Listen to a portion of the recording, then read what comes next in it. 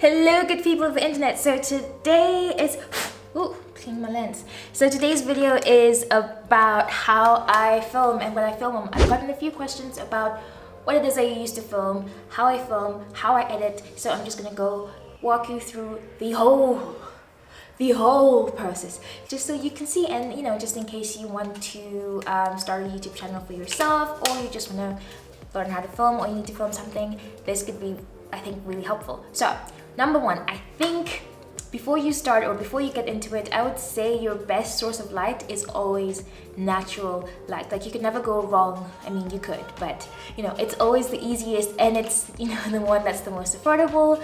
So for me right now, what I use to shoot, I use a Lumix G85 camera. It's a mirrorless camera, which means that it's easy to carry around. It's also lighter. I used to use a DSLR long, probably like 5 years ago, but I swapped over to a mirrorless, and I think it's just easier. It's just easier. It's just faster. It's just better. I'm like, why would I go back? I don't see the reason to go back. So I'm shooting on the Lumix G85, and the lens that I use on the G85 is a 14 to 140 lens. So it's basically almost like a kit lens, which makes it easy. So I'm using that lens because I have one that is a better lens, which is a Sigma, but because it's prime and it's very close, it just makes everything like, it just like has everything super close. So I prefer to use this one because has a bit of a wider angle to it. And so currently I am filming, I'm using just one light. I've got my trusty light here. This is the light that I use, and I'm using an umbrella. And what the umbrella does is that it makes the light more diffused. So I can show you without the light, without the umbrella.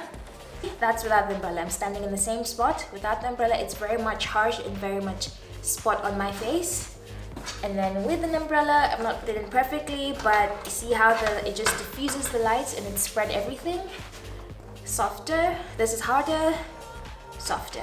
And something else that I've used in just, I think, 1 or 2 videos is I've used this, and also all of these came with the umbrella, and I got with the light, and all of this came from a store called Cameras Africa, which is in Nairobi. So another thing that you could use is this, but what this does, it sort of focuses the light in like one place. So I'll stand in this spot and put this in. Oh, makes it very bright. And so do you see that there's light, but it's very much focused just on me. So this is without, the light is just spread.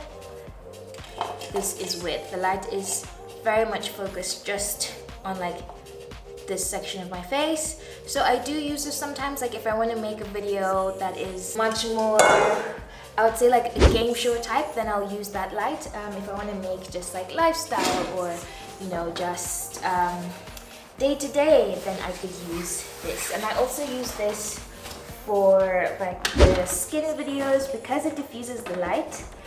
It just makes the skin softer. Okay, so I'm gonna move this light. So where I usually place this light, so I always place the light 45 degrees away from the camera. So the camera is here straight to my face, and then the light is coming at me from this side. So I do that because I don't have multiple lights, and in case I want to add more light onto my face, I have down here, I have a reflector. So I've pointed this a little bit downwards. So I don't know if you can see in my eye. Let me zoom in. In my eye, right here at the bottom, there's a bit of a light. So if I turn this away, there's no light. If I turn this up, there's a light. Or even just my face in this section. Let me zoom out. So like that, there's some light just here. If I turn it away, no light. Light. And for this, I'm just using a reflector. If you don't have a reflector, you could also use foil. Actually, I think foil would be even better. So I'll just show you the whole setup of that just so you can see. And then over to editing. Let's go over to editing. I use a software called DaVinci Resolve, which is absolutely free. I think it's a great alternative to I think it's a great alternative, and I think lots of people are now shifting over to using DaVinci Resolve because apparently it's better for color grading.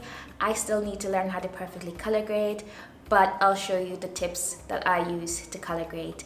And in filming, I use, you could use a normal mode to record, but I've currently started using a mode called Sign Like D, which which makes everything look almost flat. I can show you a clip here where everything just looks flat, and then I proceed over onto DaVinci Resolve, and then from that, because the image is quite flat, I'm able to color grade and add in the colors that I want to put in and put out.